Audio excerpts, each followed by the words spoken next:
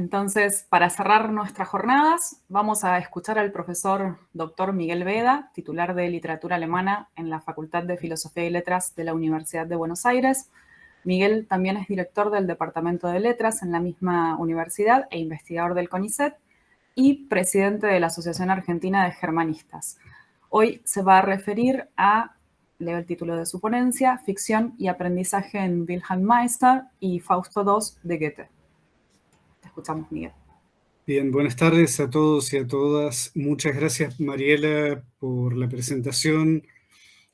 Muchas gracias a los organizadores, a Martín en particular por la invitación para formar parte de esta actividad. Y felicitaciones, es un tema muy importante y que tiene la particularidad de generar múltiples malentendidos. Y entre ellos, el hecho de que Bildungsroman se convirtió en una suerte de categoría passepartout que se aplica de una manera desmedida casi a cualquier cosa, y en ese sentido el trabajo que ha hecho Martín con su tesis, con el proyecto y con esta actividad es una herramienta muy útil para clarificar un tema que recorre los estudios literarios de nuestro tiempo y muy a menudo entendido de una forma bastante empobrecida, lo cual tiene bastante que ver con las formas de trabajo de nuestro presente, que tiene ventajas y desventajas, y entre las segundas se encuentra una cierta tendencia a deshistorizar y descontextualizar las categorías estéticas.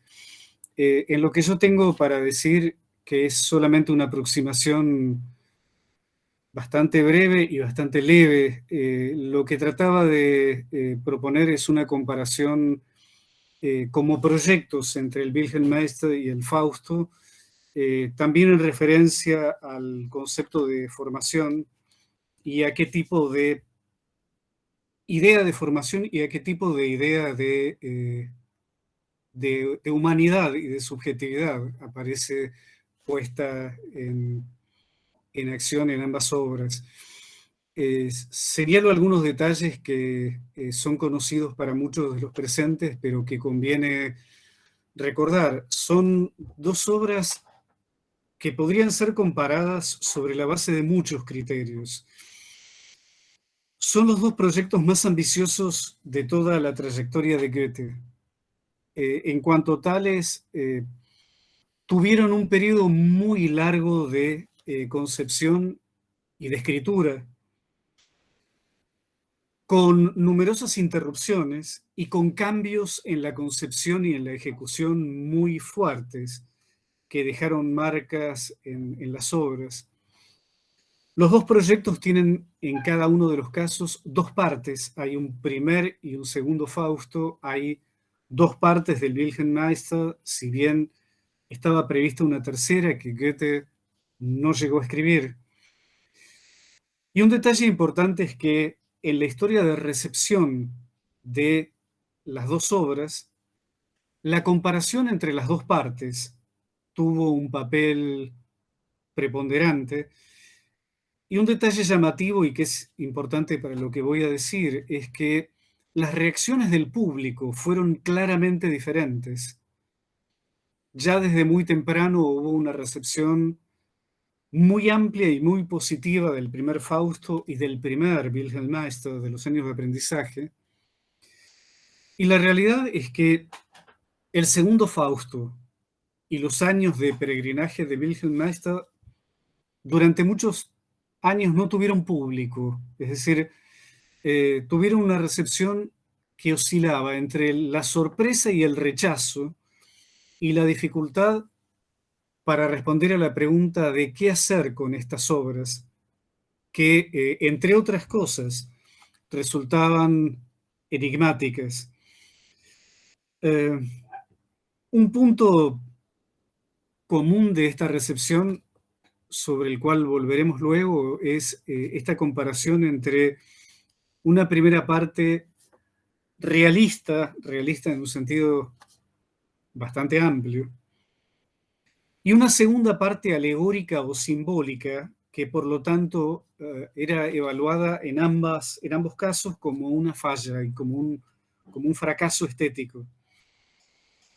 Hay algunos detalles más que favorecen la comparación. Los dos proyectos tienen algo así como una prehistoria que aparece documentada por un fragmento descubierto de forma muy tardía y que revela un estadio anterior que el que se conocía hasta ese momento. En el caso del Fausto, en los últimos años del siglo XIX, un filólogo alemán descubrió un manuscrito que mostraba una primera versión del Fausto correspondiente a la época del Sturm und Drang, y que es lo que se conoció a partir de entonces como Urfaust, como un proto-Fausto o como un primer Fausto. Y algo parecido ocurrió con el Wilhelm Meister, llamativamente, a comienzos del siglo XX, en 1909. Se descubrió y luego se publicó un manuscrito que mostraba un Urmeister, una primera versión. Es este manuscrito que se publicó como la misión teatral y que fue traducido al castellano y prologado en una edición muy recomendable por Martín Koval, y que muestra un Meister que no pertenece a la época del Sturm und Drang, pero sí está mucho más cerca de esa época, y que en todo caso es anterior a esa cesura que marcó en la evolución de Goethe el viaje a Italia. ¿Sí? Es un Meister previo a varias cosas. Una de ellas es el viaje a Italia y esa marca que supuso en la evolución de Goethe.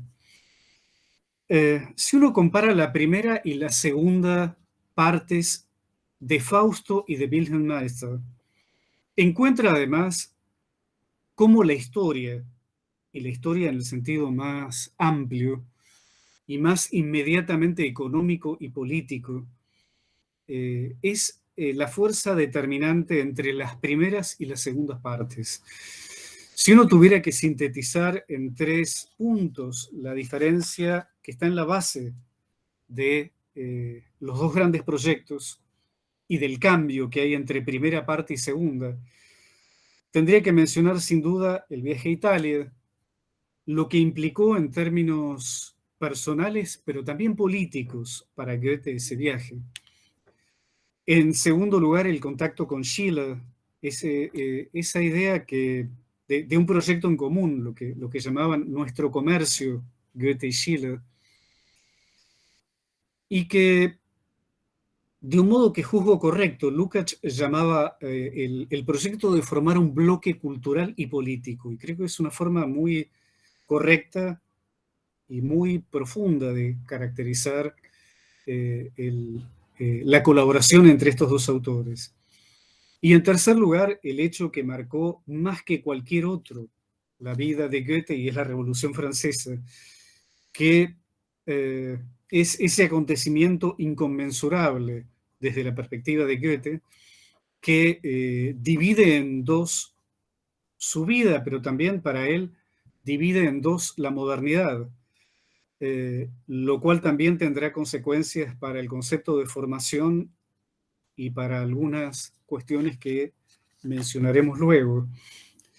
Y en último lugar, para la comparación entre las dos obras, el Wilhelm Meister y el Fausto son obras abiertas, en el sentido que llegó a tener esa expresión desde la segunda mitad del siglo XX.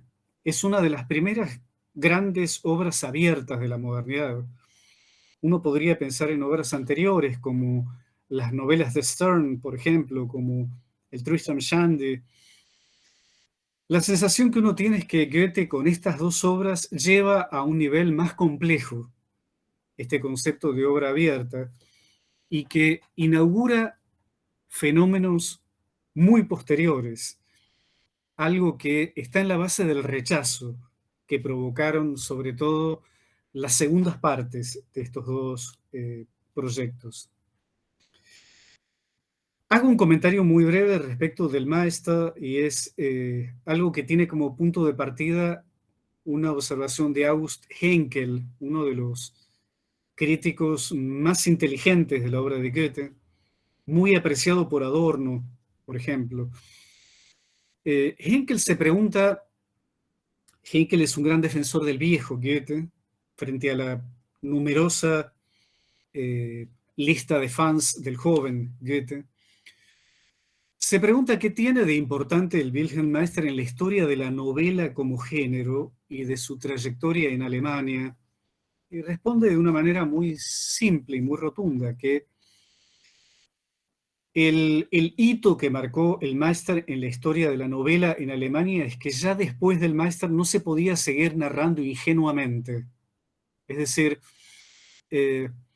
había conseguido la novela como género una carta de ciudadanía como forma estética importante a partir de esta novela, y al mismo tiempo problematizó y volvió autorreflexivo al género novelístico como hasta entonces no había ocurrido en Alemania. Si uno lee retrospectivamente, buscando precursores, uno se da cuenta de que ya el Werther de Goethe tiene elementos de ese orden. Pero el Werther fue leído en otra clave, en una clave sentimental, que en gran medida hizo que se pasaran por alto esos elementos. Con el Meister ya no fue posible. Es decir, era un género que suponía un lector adulto, en el sentido en que Sartre iba a hablar de la novela del siglo XX como una novela adulta, en que el lector necesita tomar decisiones, no se le dan todas las informaciones, en que la autoridad del narrador aparece una y otra vez socavada, donde además la segunda parte, con su estructura tan particular de archivo, lesiona una y otra vez la fiabilidad narrativa, donde al mismo tiempo aparecen universos, mundos narrativos relativistas, donde no hay verdades muy claras ni muy absolutas. Y digamos, esto es algo que ya con la aparición de los años de aprendizaje dejó una marca muy fuerte en la historia de la novela como género en Alemania. Hay dos aspectos que, vinculados con esta definición de Henkel, me parecen corolarios fundamentales. El primero es el carácter experimental del Meister, en el sentido de un experimento casi en un sentido científico, en cuanto a que lo que trata de hacer Goethe es introducirse en un territorio desconocido para el lector que se enfrenta inicialmente con esta obra y que relee toda la tradición novelística anterior. Como saben quienes leyeron la obra, el Meister es un diálogo permanente con la historia de la novela, desde el Quijote, que es un intertexto casi explícito del Meister, pasando por la novela francesa, la novela inglesa del siglo XVIII, es decir, es objeto de un diálogo con la historia del género una y otra vez, ¿sí? Con este elemento que es posiblemente el rasgo que mejor define a Goethe como escritor, a diferencia de otros autores importantes de las literaturas nacionales. Y es, Goethe tiene permanentemente una doble cara. Es una imagen que le resultaba muy cercana a Goethe, la idea de que él es como el dios Jano o como la hoja del ginkgo biloba, que es uno de los símbolos fundamentales en la obra de Goethe, es uno y dos al mismo tiempo. Esta identificación con la figura del doble y con la unión de contrarios es en él muy fuerte. En este plano, esa duplicidad de Goethe se muestra en que, por un lado, es un autor que tiene un enorme sentido de la tradición. y que permanentemente trata de rescatar la tradición frente a lo que él percibe como un riesgo de la modernidad, y es el naufragio de toda la tradición cultural precedente. ¿Sí? Y por otro lado, no hay un solo género que haya tomado Goethe sin revolucionarlo, de modo tal que ese género ya no era lo mismo que había sido anteriormente. Podemos hacer una lista de géneros. El soneto, la novela corta a la manera de Boccaccio y de Cervantes, la novela epistolar dialogando con Rousseau y con Richardson, eh, la poesía épica que él reescribe tomando como modelo Homero. Es decir, permanentemente es una persona que reinventa, actualiza y presentifica géneros tradicionales. Y esto es lo que ocurre en relación con estas dos obras que son el Meister y el Fausto. Hay una expresión que a mí me gusta emplear en relación con Goethe y es una disposición ensayística, no en el sentido del género ensayo, sino del método ensayístico, que supone algo que el propio Goethe en las conversaciones con Eckermann llamaba republicanismo. Si uno lo tuviera que traducir a categorías teóricas más cercanas, uno hablaría de polifonía y de dialogismo en el sentido de Bakhtin, porque algo en lo que insiste fuertemente Goethe, cuando esto no era usual en la época, es en la necesidad de poner a dialogar discursos sociales, visiones del mundo, sin que resulte claro cuál tiene la razón. Esto podría ilustrarse en cantidad de niveles. Y la obsesión de Goethe expresa en declaraciones personales, en comentarios sobre su obra, es distribuir la medida de razón y de sin razón de las diferentes visiones del mundo, de modo tal que cada una tenga parte de verdad y parte de error, y que el lector tenga una perspectiva adulta desde la cual tenga que decidir u opinar o eh, cotejar esas visiones. ¿Sí?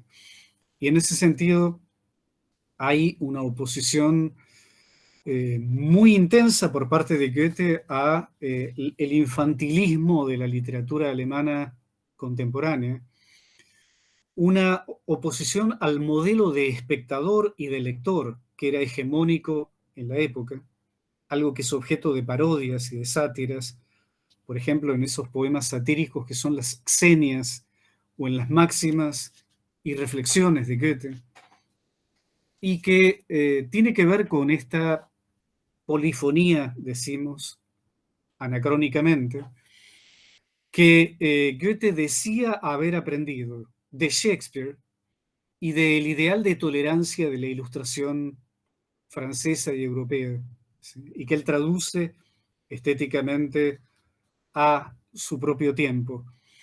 En función de esto, me parece que un primer punto es desarticular una visión muy establecida y es un cierto modelo de Bildung asociado, entre comillas, popularmente con la obra de Goethe, que supone que el Wilhelm Meister es el desarrollo de un sujeto que se va deshaciendo de ilusiones y errores hasta que finalmente se convierte en una personalidad completa, múltiple, rica, etc. ¿Sí?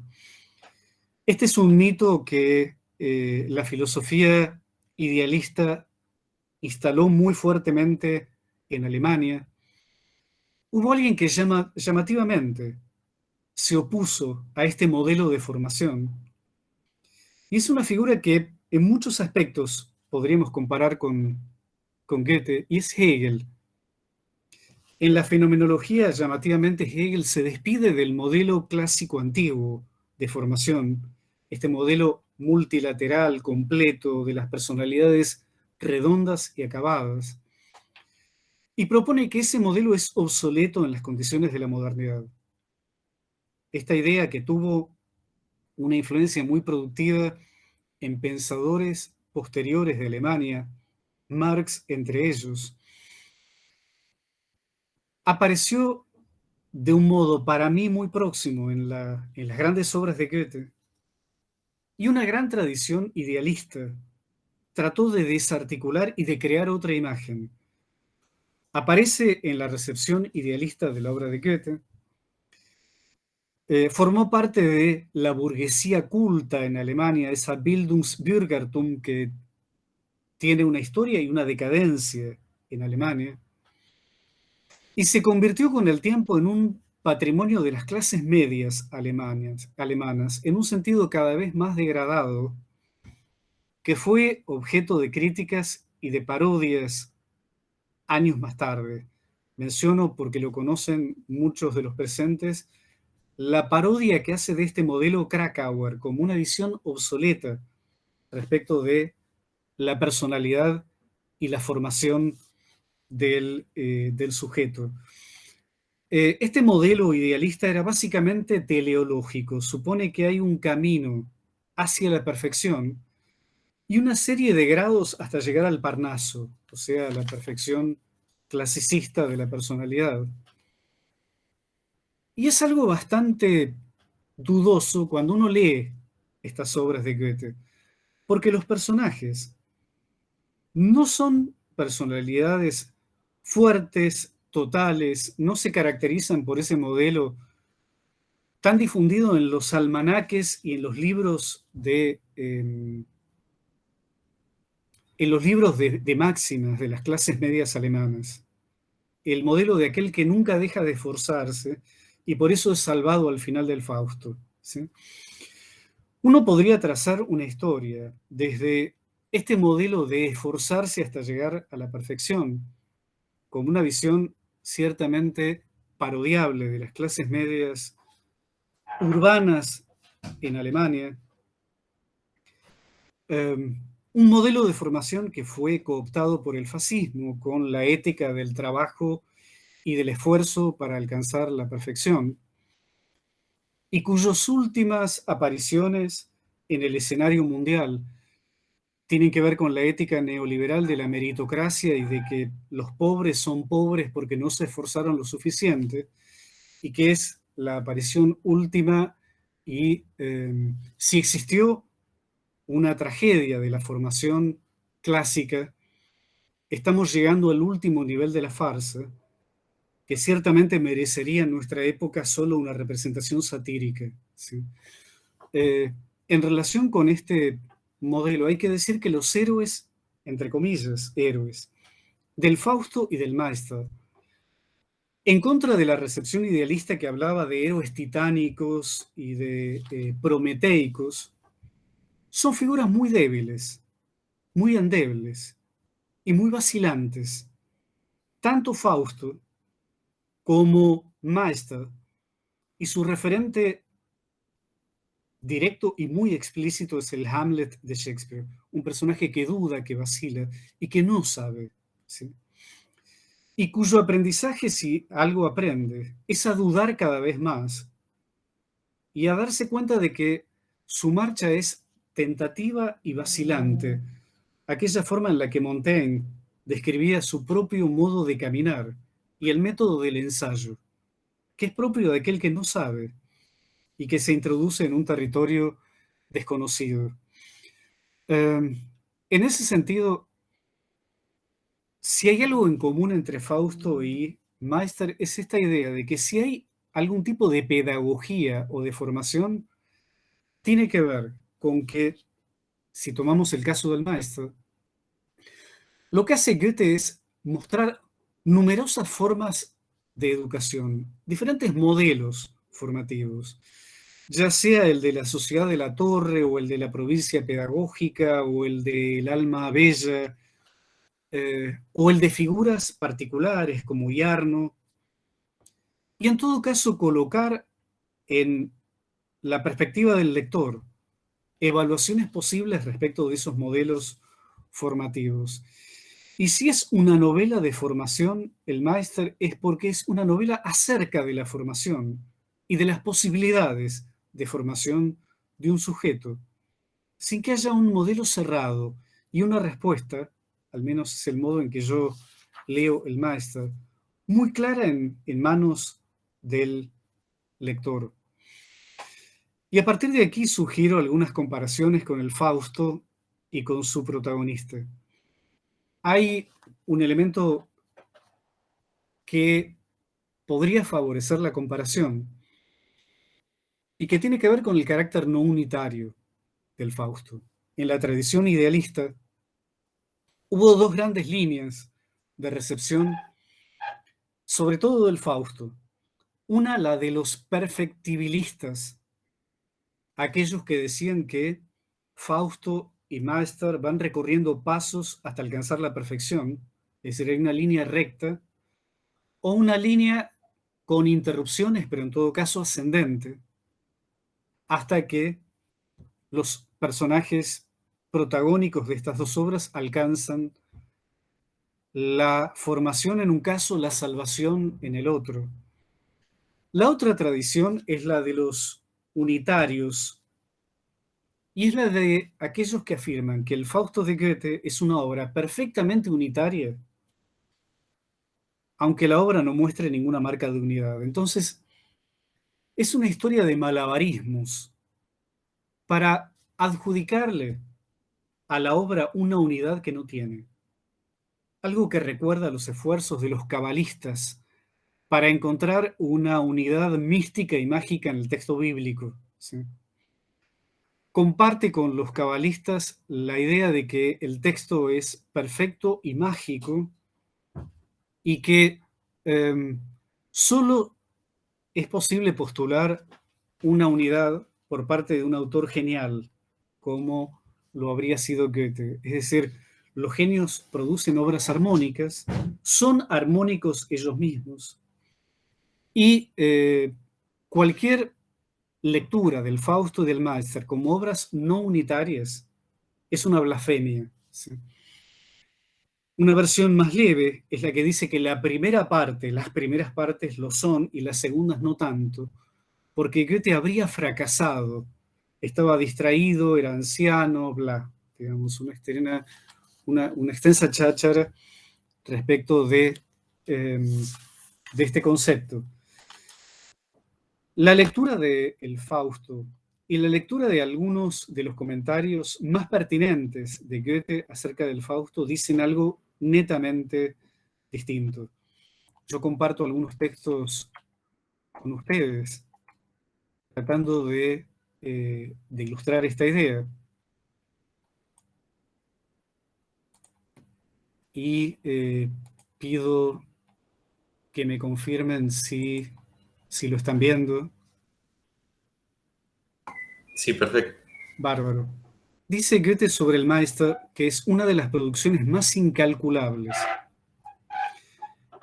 Es posible contemplarla en su totalidad o en sus partes, pero para evaluarla casi me falta incluso el parámetro. Subrayo este aspecto por la importancia que, a mi juicio, tiene. Así como la modernidad es inabarcable, es incalculable, si la sensación básica de el sujeto de la modernidad es encontrarse frente a una época para la cual no hay parámetros, es un punto en común de los grandes análisis de la modernidad desde el Capital de Marx hasta Jameson. Es algo que Goethe, que dice esto sobre la modernidad, dice también acerca del Meister. Dice, con un librito semejante, ocurre como con la vida misma, y aquí hay un paralelo entre su libro y las condiciones de vida en la modernidad. En el complejo de la totalidad se encuentra lo necesario y lo casual, lo planeado de antemano y lo añadido, ora lo bien logrado, ora lo fallido. A través de esto, la obra adquiere una especie de infinitud que no puede ser captada enteramente a través de palabras sensatas y racionales. Subrayo dos aspectos acerca de esto. En primer lugar, la imposibilidad de abarcar enteramente la obra, es decir, este carácter inconmensurable, expresión que empleará Goethe para su Fausto. Y el segundo, las palabras sensatas y racionales. Es la típica ironía de Goethe frente al discurso pequeño burgués, lo que en la cultura alemana de la época se conocía como el filisteo, ¿sí? Y que admitiría comparaciones muy pertinentes con nuestro propio tiempo y con ciertos discursos propios de la identidad de clase media en grandes ciudades como las de Argentina o Brasil, y discursos cuya contemporaneidad no hace falta destacar. Dice Goethe sobre el Fausto, espero que haya cambiado la diapositiva, si no me avisan, que es algo inconmensurable. Miguel sigue la misma de antes. Entonces salgo y paso a la siguiente. Ahí está. ¿Ahí cambió? Dice el Fausto es algo inconmensurable. Sí, sí, sí. Bárbaro. Y resultan vanos todos los esfuerzos hechos para hacerlo más comprensible. En una composición semejante lo que importa es que las distintas partes sean relevantes y claras. Considerada en su conjunto, será siempre inconmensurable. De nuevo esta palabra. Por lo mismo, estimulará de continuo a los hombres a estudiarla repetidamente como un problema sin resolver. Este aspecto que me parece también importante y que llamábamos abordaje ensayístico hace algunos minutos, el hecho de que es una obra que no aporta soluciones, que plantea una y otra vez problemas desde numerosos puntos de vista, sin aportar una solución muy clara. No me detengo ahora, por razones de tiempo, sobre algunos comentarios que ha hecho Schiller. Schiller tenía la idea de que el Fausto estaba fallido por falta de unidad. Un autor idealista como Schiller está en el origen de las defensas y las críticas idealistas de la obra de Goethe. Y decíamos que la segunda parte fue objeto de críticas muy fuertes, ¿sí? muy severas. Ustedes están viendo una diapositiva que dice la primera parte. Sí. Sí. Bárbaro. Se refiere a primera y segunda parte. Y dice que la primera parte es por completo subjetiva. Es la obra de un individuo preocupado, lleno de pasión, subrayemos el aspecto de individuo. Pero en la segunda parte no hay nada subjetivo. Aparece un mundo más alto, más amplio, más claro, menos apasionado. Quien no haya vivido algo y no posea alguna experiencia, no sabrá qué hacer con él. Se ha puesto muy en duda las conversaciones con Eckermann y por eso me apoyo en otra para reforzar la lectura. Con rima dice que en el segundo Fausto dice, había algunos errores diferentes, espléndidos y fantasiosos en la primera parte, en los que el pobre hombre podía perderse de un modo más noble, digno y elevado en la segunda que en la vulgar primera.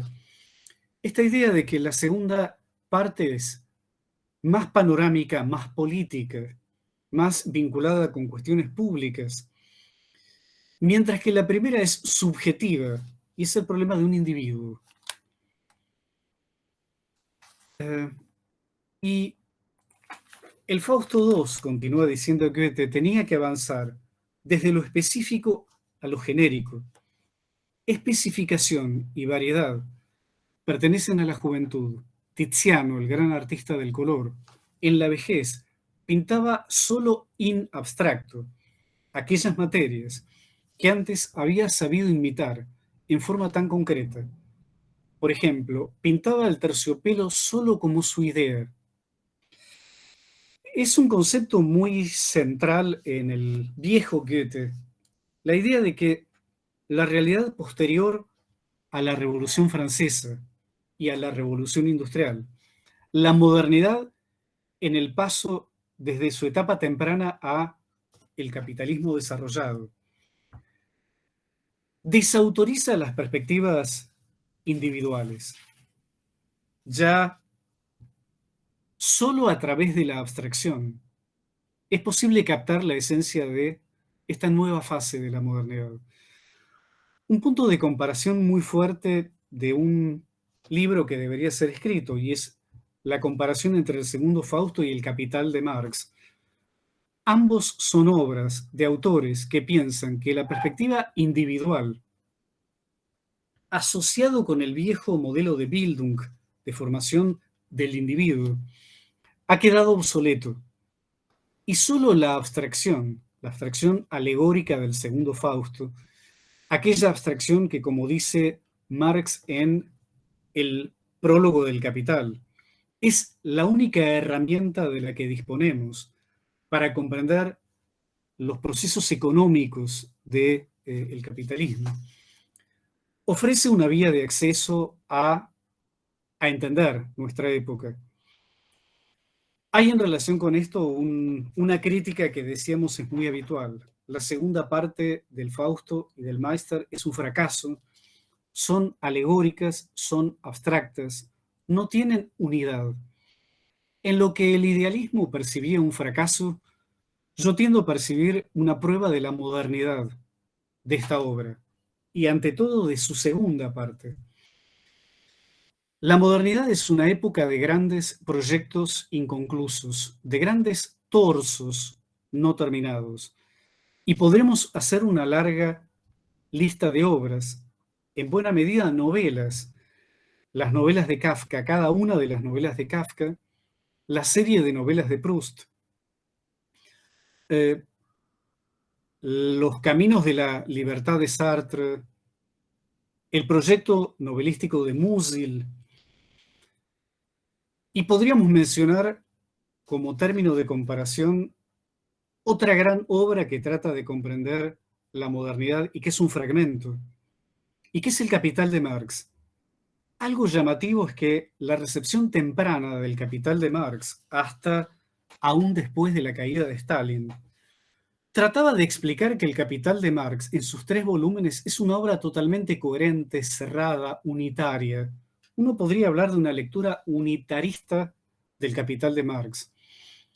Nuestra lectura, en nuestra época, tiende a ver las cesuras, las grietas, los fragmentos, el carácter fragmentario del Capital y descubrir cuánto más rico es el Capital y cuánto mejor describe nuestro presente cuando lo leemos de esta manera, que es la manera en que entiendo que deberíamos leer el Fausto y el Meister de Goethe.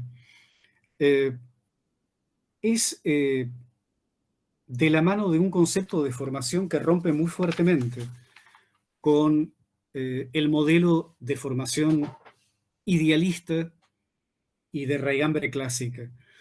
La idea del viejo Goethe, que recorre toda una serie de obras tardías, es que la época de las personalidades completas terminó y que estamos ingresando en la época de los colectivos. Importante no es cómo desarrollo individualmente mi personalidad, sino cómo me desarrollo para insertarme productivamente a un colectivo. Hay una frase muy citada de una colección de novelas cortas de Goethe, en la que un personaje dice, no ayuda, es decir, no sirve, una persona sola, sino aquella que sabe reunirse con muchas otras a la hora justa. Hay cantidad de declaraciones de los últimos años de vida de Goethe que subrayan el carácter colectivo de su propia obra. Es decir, cuán errado sería leer su propio Fausto como una obra de un individuo. Un aspecto destacado por Lukács en esa impresionante conferencia que es Marx y Goethe, justamente, Yo dejaría, si les parece, este punto. Espero haber traído algún aspecto para la discusión y no haber sido extraordinariamente confuso, y les agradezco a todos ustedes la atención y la paciencia. Muchas gracias, Miguel. Siempre igual es muy claro, por supuesto. Ya lo sabes, todos te conocemos, así que desde ya. Abrimos entonces el espacio para preguntas, para debate.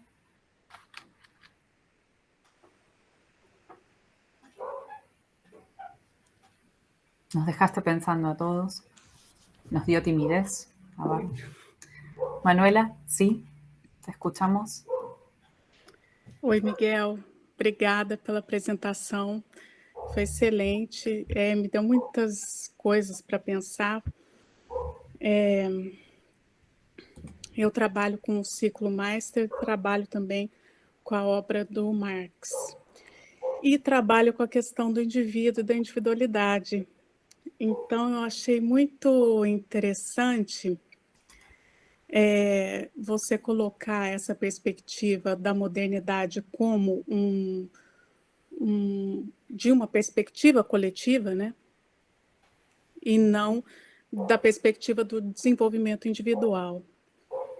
O que eu concordo, evidentemente, porque a realidade é essa, né? Mas eu tendo sempre a observar, ter uma perspectiva disso, da individual, né? Do polo da individualidade, porque o indivíduo é um ser social, né? Então, somos seres sociais. O indivíduo é a sociedade é o indivíduo, somos duas entidades mais amalgamadas completamente. Então, a gente não pode simplesmente, ainda que a gente reconheça o imperativo da coletividade, deixar de lado completamente os anseios da individualidade, de desenvolvimento, de abertura de possibilidades que a própria modernidade, por exemplo, e o capitalismo, né, com as suas forças produtivas e essas relações avassaladoras, representam, né? Então, essa é a minha perspectiva, e eu sempre procuro trabalhar a partir dela.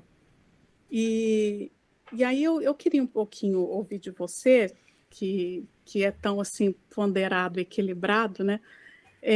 Um pouco sobre esse outro lado da individualidade e da sua possibilidade de emancipação, ou essa emancipação frustrada, que é um tema que está muito presente no Marx, eu vejo na obra inteira dele, né?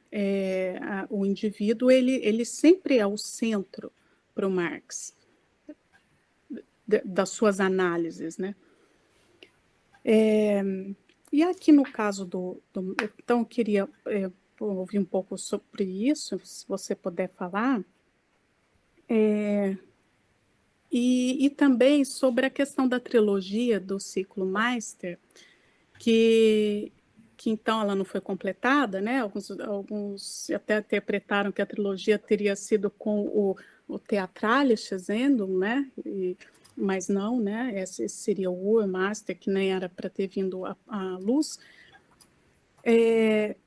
Essa relação da trilogia com a corporação medieval, né? Do Le Jahre, depois o Van der Jahre e o Meister Jahre, o que seria para você, como você entende, essa analogia, pode-se dizer assim, do ciclo com as corporações, e até, eventualmente, do próprio protagonista, né, que sempre me interessa. Obrigada. Muchas gracias por la pregunta. Son cuestiones realmente interesantes y muy complejas. Y, hay varias cuestiones. Yo tengo la sensación siempre que hay una contradicción fundamental en Goethe entre una búsqueda de seguridad. Y esa búsqueda de seguridad es siempre un poco regresiva. Es el Goethe clasicista que quiere reglas, que establece principios para el arte plástico, que establece reglas para los propilén, para su propia revista, y que tiene una obsesión cuya imagen es la piedra. Él tiene ese ensayo bellísimo sobre el granito, diciendo que el granito es una de las materias geológicas más antiguas, más firmes y más sólidas. Y yo creo que en esa nostalgia que tiene Goethe por el granito está ese deseo por recuperar un suelo firme, ¿sí? Todas las recepciones regresivas de la obra de Goethe trataron de rescatar eso. Goethe como el artista clásico, como el artista que tiene principios, como aquel que escapa al elemento fluido del romanticismo, ¿sí? Y existe otro Goethe que es el Goethe más arriesgado, que es aquel que dice, en la modernidad ya no tenemos seguridades, ya no hay certezas, ya no hay suelo firme, ¿sí? Y que hay que aprender a vivir de acuerdo con estas condiciones de vida. Yo encuentro los comentarios que hace Adorno, por ejemplo, cuando habla de concretismo, diciendo que hay un deseo regresivo en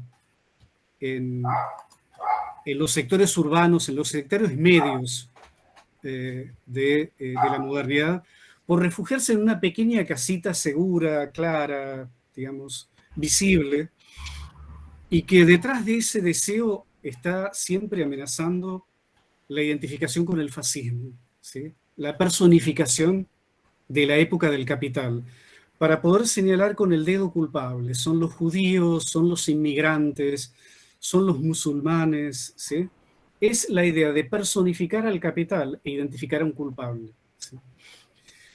Lo más arriesgado y lo más atrevido de la obra de Goethe tiene este elemento común con Marx de pensar en términos colectivos y entender la modernidad como una época que no es manejada por individuos.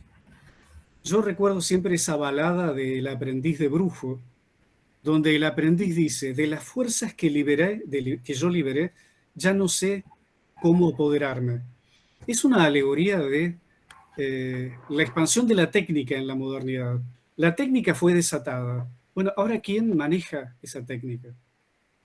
Es algo que también dice el emperador en el segundo Fausto, reconociendo que con la creación del papel moneda, con la creación del dinero y la conversión del reino en capitalista, se fue de las manos y él ya no sabe qué hacer.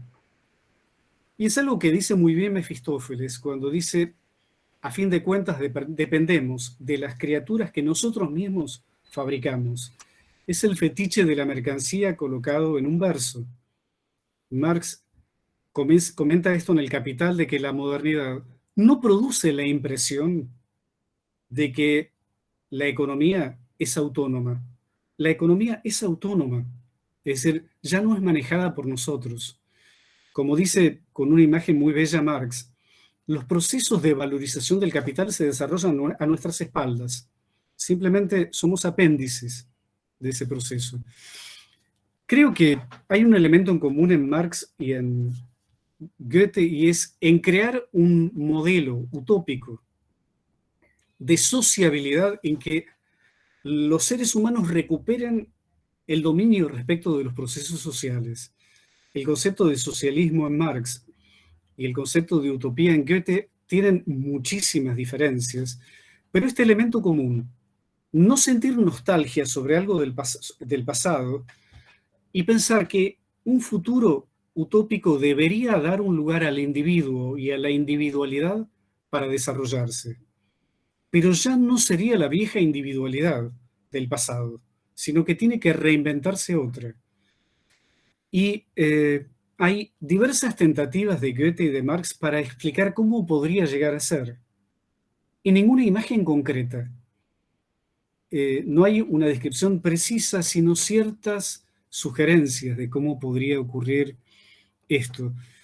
Yo lo asocio con esta idea de Brecht, cuando dice que el hombre de la modernidad tardía y el del socialismo ya no es un individuo, sino un dividuo, es decir, alguien que es capaz de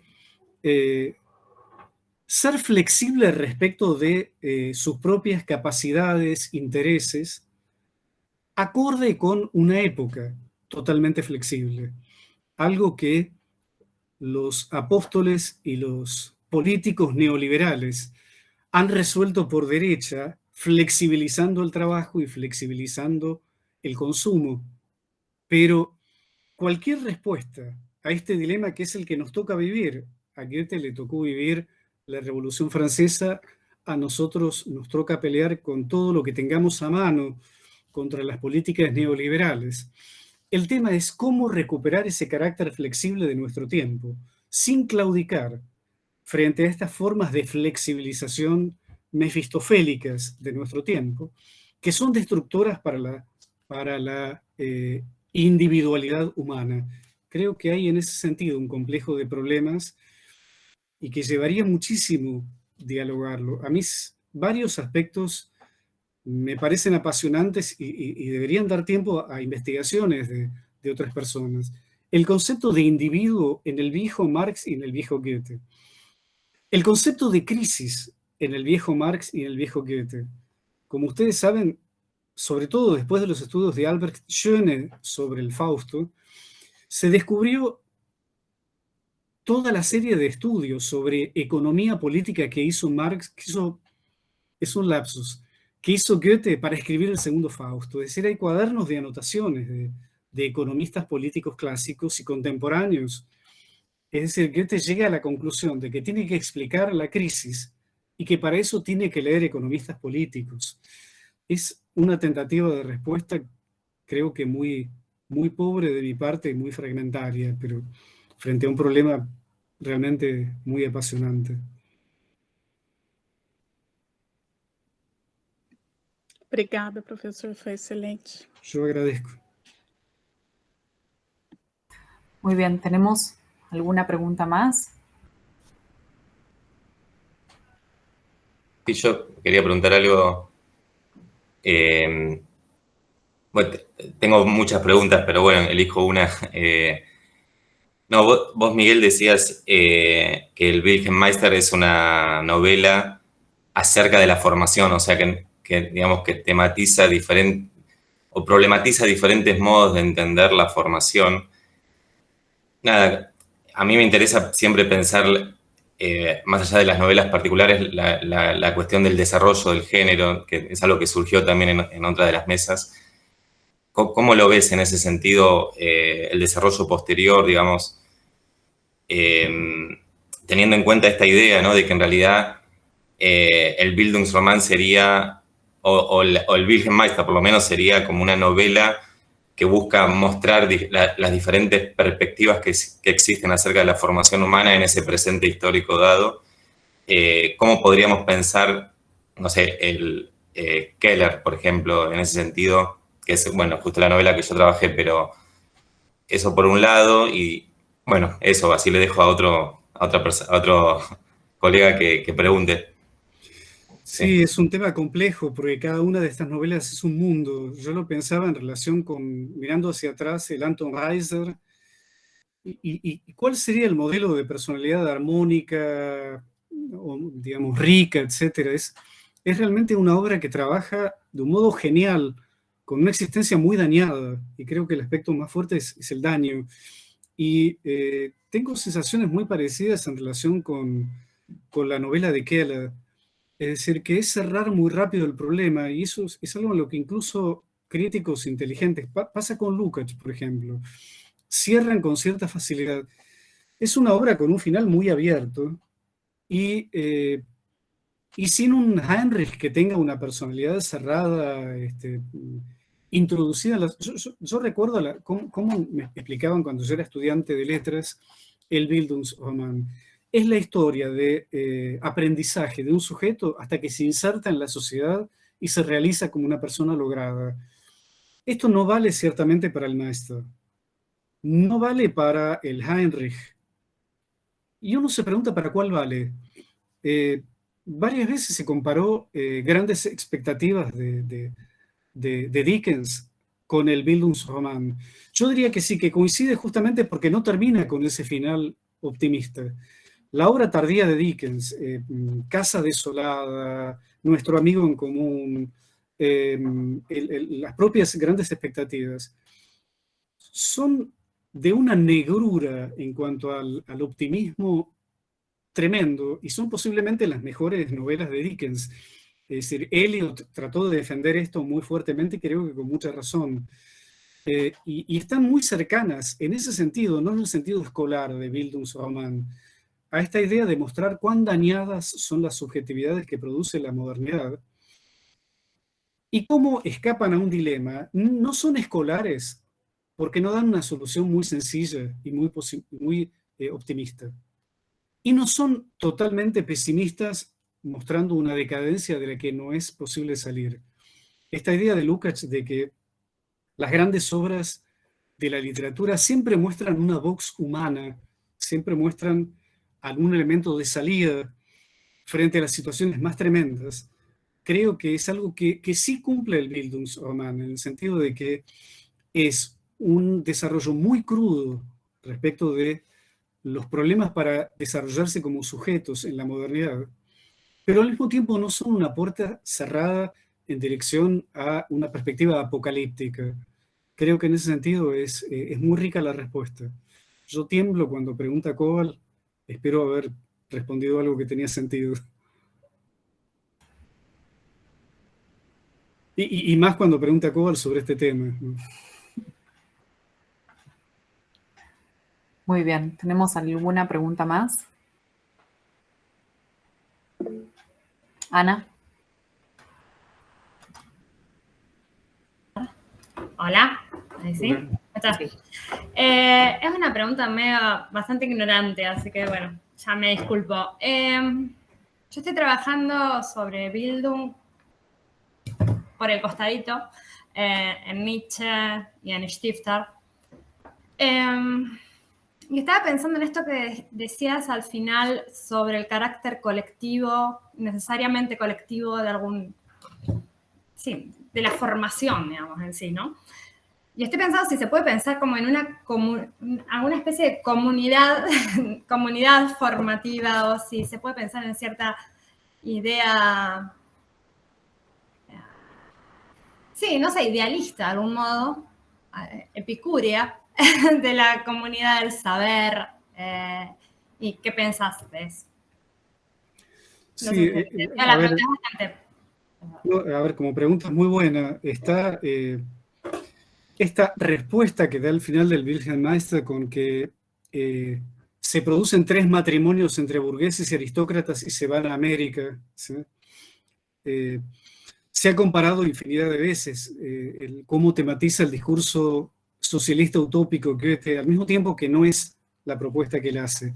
Él está pensando en una alianza entre elementos de la cultura aristocrática y elementos de la cultura burguesa como posibilidad de un futuro no bárbaro para la civilización humana, ¿sí?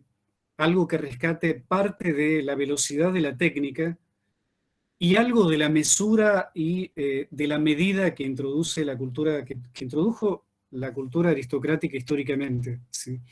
Pero es un proyecto colectivo, con subjetividades muy diferentes entre ellas, ¿sí? Buscando términos de comparación, uno encuentra en Stifter, por ejemplo, esbozos muy parecidos. Existen en Stifter ambivalencias, grietas, digamos, como faltas de coherencia que son algunos de los aspectos más interesantes en Stifter, que no tiene justamente una respuesta tan sencilla. Y que son la combinación entre una mirada hacia atrás, nostálgica, y una mirada hacia algo que no existe. Stifter es, por ejemplo, uno se pregunta por el modelo de mujer que hay en Stifter. Por un lado, cuidadosa de los hábitos, medida, y por otro lado, Stifter fue un escándalo porque daba cursos universitarios para mujeres y defendía que las mujeres tuvieran profesiones burguesas independientes y títulos universitarios. Explíquenme esa confluencia en la Austria de la época. Es algo imposible y fue prohibida la propuesta de Stifter. Y uno se detiene en alguna de las grandes narraciones. Brigitta creo que sería un ejemplo fundamental. Está este modelo de el mayor que estuvo recorriendo Europa como una especie de dandy hasta que encuentra su lugar en el mundo, que es volcarse a una colectividad y ser parte de un colectivo.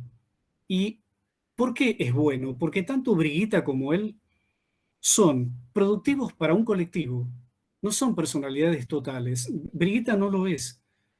Es decir, no tiene múltiples aspectos desarrollados, son personalidades bastante unilaterales, pero su unilateralidad es muy productiva para el grupo y produce felicidad a nivel social. Y creo que ese elemento es un elemento muy vinculado con Goethe y muy anticipador de desarrollos posteriores. ¿Sí? Es el aspecto en el que el conservador Stifter le podría haber dado la mano al revolucionario Marx, por ejemplo. Sí, muchísimas gracias. Me sirvió además porque no estaba estableciendo esta relación con Brigitta y es fundamental. Recuerdo, creo, en una de las cartas, creo que a Heckenmast de Stifter, que le comenta que no está tratando de reconstruir un mundo del pasado, sino un mundo del futuro, de crear un mundo futuro posible, digamos, en una soma. Pero bueno, nada, muchas gracias, muy amable. Por favor. Muy bien. Si no tenemos más preguntas, o tenemos alguna más, sería la chapa, porque estamos sobre la hora. Julián, sí, si querés preguntar, la de Julián es la última. ¿Se escucha? Sí, se escucha bien. Se escucha bien. Me interesó, como a otras dos compañeras, el último aspecto que nombraste en la conferencia, que sería el aspecto colectivo del Fausto. Pensando en la idea de particularidad que desarrolló Goethe y, bueno, de generosidad de Marx. Y pensaba en un trabajo de Lukács que establecía una línea entre el Fausto y entre la fenomenología del espíritu, en esta forma de representar a la humanidad como desdoblamiento del espíritu absoluto, y quería saber si estaba bien esa relación, si tiene algo que ver con el aspecto colectivo o eran ramas completamente distintas. Y me fue una pregunta tonta, pero bueno. No, es una muy buena pregunta. La respuesta es que no estoy de acuerdo con la lectura que hace Lukács. La realidad es que Lukács y Bloch desarrollaron esa lectura, pero no es una lectura de ellos, viene del siglo XIX. Ya a finales del XIX se comparaba fenomenología y Fausto, a mediados ya del siglo XIX, como obras paralelas, como una tentativa de hegelianizar a Goethe. ¿Sí? Para mí no se sostiene porque supone que Fausto es la humanidad, como el espíritu en Hegel, que es, digamos, el modo de expresar la historia de la humanidad en su desarrollo, hasta llegar. La lectura que hace Hegel es genial y es muy loca. Supone que en el momento en que Hegel está en Viena, terminando de escribir esa obra y la están bombardeando, la historia se acaba, termina la historia humana. Porque ese proceso que se inició con el amo y el esclavo, el primer punto en la historia de reconocimiento termina con el modelo napoleónico, donde todos somos ciudadanos y nos reconocemos unos a otros. Yo escribo un libro que cuenta esto, y Napoleón y yo ponemos fin a la historia. ¿Sí? En Goethe no existe algo así, porque no hay un personaje que sea la humanidad. En la primera parte, Fausto es un tipo de personaje en la obra del joven Goethe que tiene rasgos muy específicos. Es un tipo de ser humano con rasgos particulares, ¿sí? Incluso con ciertos rasgos autobiográficos. En la segunda parte se abandonó el plano de la individualidad y el plano de la moral, otro punto para comparar con Marx. Y Fausto representa mucho más un impulso, una energía social, ¿sí? Con ciertos rasgos típicamente burgueses. Digamos, él ya no es la otra cara de Mefistófeles, sino que establecen más fuertemente una unidad, con una dinámica fuertemente expansiva y fuertemente burguesa. ¿Sí? Y creo que el punto donde se muestra muy claramente es esto que a mi juicio lee erróneamente Lukács, y es la idea de que las últimas palabras de Fausto antes de morir son expresión de la emancipación y un anuncio del socialismo. Y creo que es una forma bien equívoca de leer esa escena. De la misma manera que los alemanes de derecha de posguerra la leyeron al revés.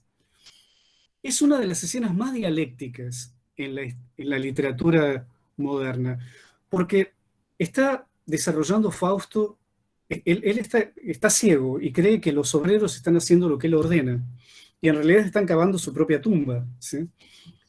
Y él dice: quisiera ver ese trabajo, vivir con gente libre y suelo libre. Y mientras tanto gira y les dice a los trabajadores: bestias, trabajen, ¿sí? Lo que está mostrando de un modo genial Goethe es cómo coexisten emancipación y represión en la modernidad. Y no es posible separarlos, tomando un lado bueno y un lado malo. Son dos elementos que conforman una unidad. Y no podría haber descrito con otras palabras Marx su lectura de la modernidad. En la polémica con Proudhon decía: no hay un lado bueno y un lado malo de la modernidad capitalista. Son elementos que están inextricablemente unidos y que deberían ser analizados de ese modo. Y creo que esto es lo que aparece en Fausto, y creo que es lo que no percibe Lukács. En un prólogo a una edición del Fausto en castellano que perpetré, lo desarrollo con más espacio, pero podría decir esto: no estoy de acuerdo con esa lectura. Y agradezco la pregunta. Tenemos una ultimísima y brevísima pregunta y respuesta. Así cerramos con lo mejor y justo. Luis. ¿Qué tal? Buenas, pues creo que en parte ya está sugerida, ¿no?, la respuesta, pero igual quisiera que el profesor Miguel nos la dijera. La anticipa porque dice que no está tan de acuerdo en esta hegelización de Goethe, pero entonces es como a manera de chapa, ¿no? ¿Usted consideraría la lectura de la fenomenología del espíritu como una Bildungsroman o no?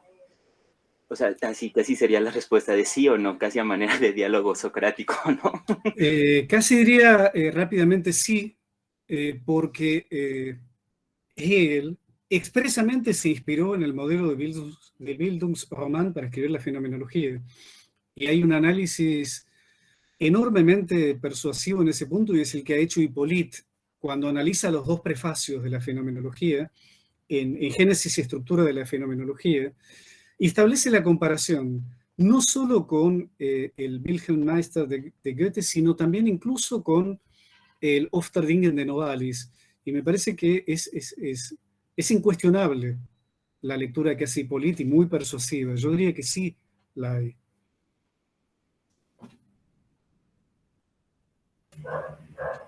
Muy bien. Queda respondida entonces, Luis. Martín, muchas gracias, Miguel, desde ya. Por favor, ustedes. Muchísimas gracias. Y bueno, con esto cerramos las jornadas del día de hoy. Les agradecemos muchísimo. Creo que es para vos, Miguel. Espero que sobre las jornadas también. Les agradecemos muchísimo la participación. Estamos muy, muy contentos.